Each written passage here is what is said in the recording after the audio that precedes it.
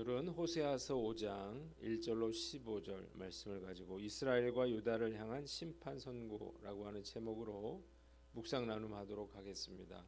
함께 봉독합니다. 시작. 제사장들아 이를 들으라. 이스라엘 족속들아 깨달으라.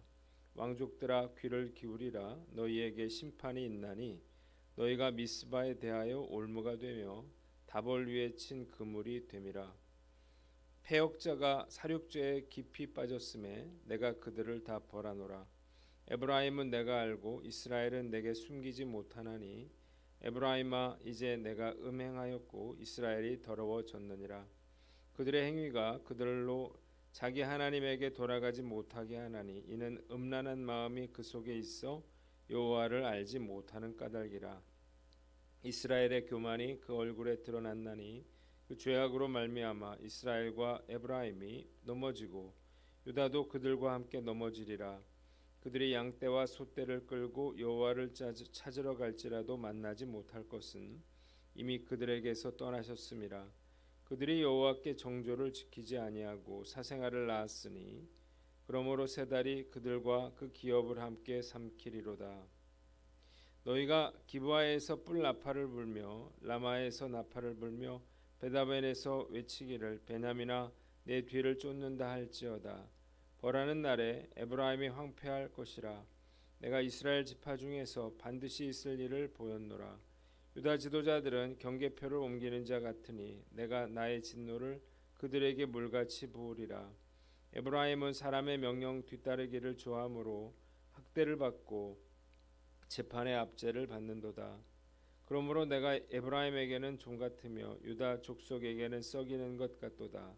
에브라임이 자기의 병을 깨달으며 유다가 자기의 상처를 깨달았고 에브라임은 아수르로 가서 야레방에게 사람을 보내었으나 그가 능히 너희를 고치지 못하겠고 너희 상처를 낫게 하지 못하리라. 내가 에브라임에게는 사자 같고 유다 족속에게는 젊은 사자 같으니 바로 내가 움켜갈지라. 내가 탈취하여 갈지라도 건져낼 자가 없으리라. 그들이 그 죄를 뉘우치고 내 얼굴을 구하기까지 내가 내 곳으로 돌아가리라. 그들이 고난받을 때에 나를 간절히 구하리라. 아멘. 먼저 본문 1절로 3절 말씀인데 3절을 봅니다. 에브라임아 이제 내가 음행하였고 이스라엘이 더러워졌느니라 그랬습니다.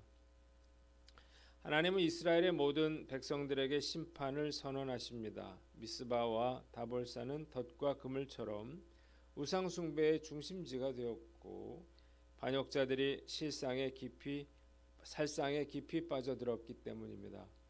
또한 그들은 우상 숭배와 음행으로 더러워졌는데 음란한 생각이 가득 차서 주를 알지 못하고 하나님께 되돌아갈 수가 없었습니다. 본문이 우리에게 주는 교훈이 있는데 영적 순교를 지켜라는 것입니다. 이스라엘 백성들은 하나님과 금송아지를 함께 섬겼고 이방 종교가 혼합된 그러한 제사를 드렸습니다. 이것은 하나님과 우상을 겸하여 섬기는 것으로 음행이고 더러운 행위였어요. 그러나 이들은 이것이 죄악이고 우상 숭배라고 하는 사실을 깨닫지 못했습니다. 그들은 여전히 하나님께 제사를 드리고 있었기 때문인데 이것은 매우 잘못된 그러한 생각이었습니다.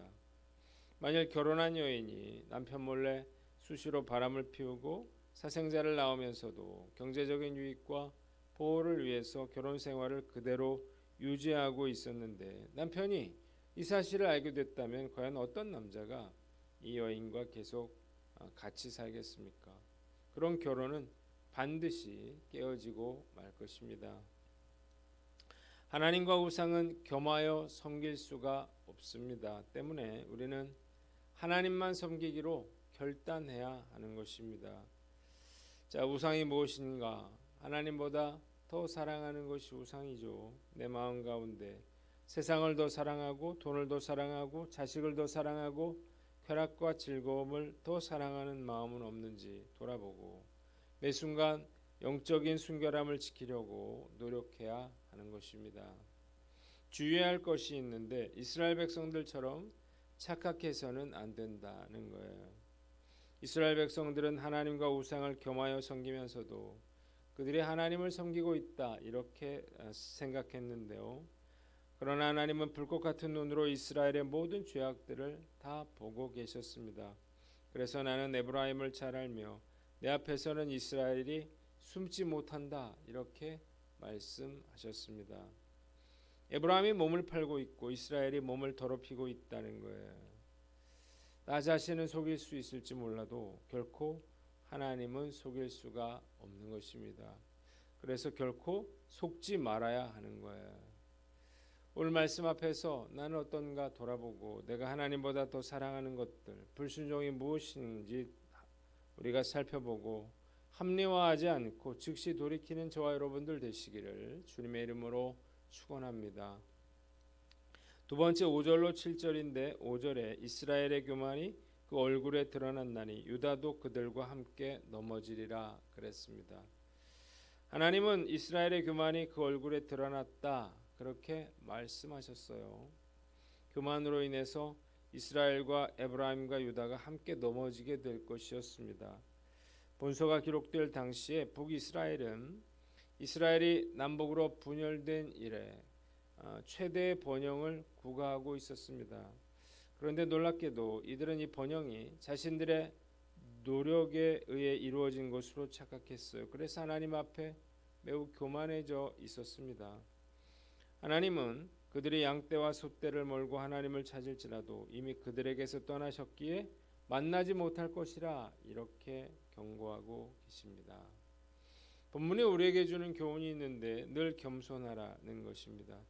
하나님께서 가장 싫어하는 그러한 죄가 바로 교만죄죠. 교만은 그래서 멸망의 선봉이라고 하는 것입니다. 하나님은 교만한 자를 물리치십니다.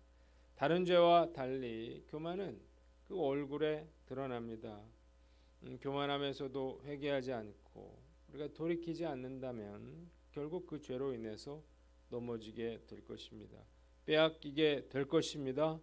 모든 것을 잃게 되는 거예요. 나중에 후회해봐야 소용이 없는 것입니다. 가난하던 사람이 좀 살게 됐다고 해서 거들먹거리는 것처럼 보기 싫은 것은 없을 거예요. 어려울 때 굽신거리고 도움을 청하던 사람이 높은 지위에 오르자 언제 그런 적이 있었느냐는 듯이 교만하게 행동한다면 아마 두 번 다시 상대도 하고 싶지 않을 것입니다. 마찬가지로 어렵고 힘들 때 그토록 열심히 기도하고 하나님께 매달리던 사람이 문제가 해결되고 생활이 안정되자 신앙의 열심을 잃어버려 기도하는 것도 싫어하고 예배드리는 것도 싫어하고 봉사하는 것도 싫어한다면 하나님이 얼마나 짜증이 나시겠어요. 하나님은 이스라엘의 교만이 그 얼굴에 드러났다, 그렇게 말씀하셨는데요. 혹시 나의 얼굴에 이 교만함이 드러나지는 않았는지 우리가 거울을 자주 봐야 할 것입니다. 어려울 때를 기억하면서 이를 악물고 교만해지지 않도록, 믿음을 잃지 않도록 주님을 붙잡아야 하는 것입니다. 교만해지지 않을 수 있는 가장 좋은 방법은 십자가의 은혜를 생각하는 거죠. 예수님께서 정말 죄인인 나를 위해서 십자가를 지심으로 생명을 버리셨다고 하는 사실은, 이 사실을 아는 사람은 결코 교만해질 수가 없을 것입니다. 오늘도 십자가의 그 주님을 우리가 바라보고 그 피에 두 손을 담금으로 내가 죄인임을 잊지 않고 늘 겸손하게 살아가는 저와 여러분들 되시기를 주님의 이름으로 축원합니다. 마지막으로 8절로 15절 말씀인데 9절을 봅니다. 벌하는 날에 에브라임이 황폐할 것이라, 그렇게 말했습니다. 하나님은 기브아와 라마와 베다멜에서 전쟁을 알리는 나팔을 불어라, 이렇게 경고하십니다. 에브라임이 하나님의 징계를 받아 황무지가 될 것이기 때문이에요. 하나님의 심판은 이미 확정된 것이었습니다. 유다와 이스라엘이 심판받을 수밖에 없는 이유가 나와 있습니다. 10절, 첫째로 유다가 지게표를 옮기는 그러한 자와 같았기 때문이에요. 지게표는 땅의 경계를 표시하는 말뚝인데 여기서는 율법을 상징하는 것입니다. 유다 백성들이 하나님께서 정해주신 규례에서 벗어나 북이스라엘과 같이 우상숭배 범죄를 저질렀음을 의미하는 것입니다. 둘째로 에브라임이 하나님이 아니라 아수르의 도움을 구했기 때문이에요. 11절, 북이스라엘은 아수르에 조공을 바치는 등 갖은 노력에도 불구하고 BC 722년도에 아수르에 의해서 멸망당하게 됩니다. 하나님은 에브라임에게는 종같이 유다 족속에게는 썩이는 것 같이 그들을 치시겠다 그랬습니다. 에브라임에게는 사자같이 유다 족속에게는 젊은 사자와 같이 그들을 물어 찢으실 것이나 아무도 그들을 건져줄 수가 없습니다. 하나님은 그들이 죄를 뉘우치고 하나님을 찾을 때까지 기다리시겠다고 말씀하고 계십니다. 본문이 우리에게 주는 교훈이 있는데 첫째로 회개하고 돌이켜라는 거예요. 북이스라엘은 하나님께 순종하기를 싫어하므로 전쟁의 고통을 당하자 자신의 잘못을 깨닫고 회개하기보다 아수르에게 도움을 요청하는 인간적인 노력으로 이 문제를 해결하려고 했습니다. 그러나 그들의 노력은 오히려 화를 불러왔죠. 이 아수르가 이스라엘을 도와준 게 아니라 결국 이스라엘을 멸망시키게 되는 것입니다. 자, 아수르를 통해서 북이스라엘을 징계하신 분은 바로 하나님이셨습니다. 징계받을 때 우리가 해야 할 것은 그래서 어떤 인간적인 노력을 기울이는 것이 아니라 회개하고 돌이켜 주님께서 원하시는 삶을 사는 것입니다. 어려움을 당할 때 그래서 우리는 도움을 구하기보다 먼저 하나님과의 관계를 돌아봐야 합니다. 다른 데 문제가 있는 게 아니고 다른 데 도움이 있는 게 아니고 내가 하나님께 불순종하고 죄를 지어서 이런 문제가 발생한 것이기 때문이에요. 오늘 나는 어떤가 살펴보고 고난당할 때 고난의 의미를 생각해보고 이것이 나의 불순종으로 인해서 일어난 일이라면 우리가 그래서 하나님의 징계를 받고 있다면 즉시 회개하고 돌이키는 저와 여러분들 되시기를 주님의 이름으로 축원합니다. 마지막으로 죄에 대해서 예민하라는 것입니다. 왜 이스라엘 백성들 그리고 유다 백성들이 선지자들의 심판의 경고에 귀를 기울이지 않았는가?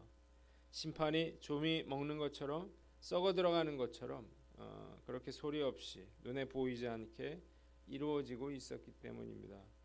하나님의 심판이 이루어지고 있음에도 불구하고 그들은 번영에 취해서 그 사실을 알지 못했습니다. 나라가 멸망하고 나서야 비로소 그들에게 하나님의 심판이 임하게 된 것을 깨닫게 된 것입니다.